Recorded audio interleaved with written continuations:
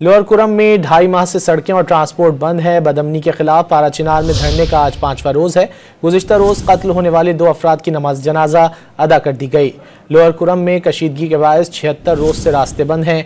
Transport न चलने से इलाके में अद्वियात और खाने पीने की अशिया की किल्लत बरकरार है।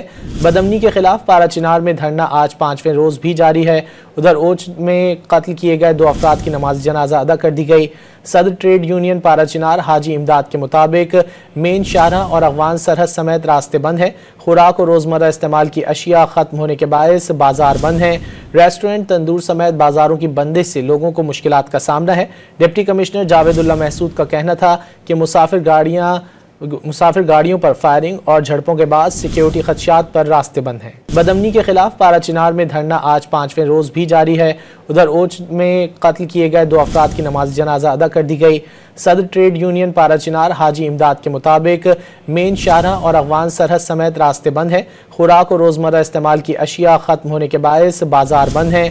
रेस्टोरेंट, तंदूर समेत बाजारों की बंदिश से लोगों को मुश्किलात का सामना है। डिप्टी कमिश्नर जावेदुल्लाह महसूद का कहना था कि मुसाफिर गाड़ियों पर फायरिंग और झड़पों के बाद सिक्योरिटी खदशात पर रास्ते बंद हैं।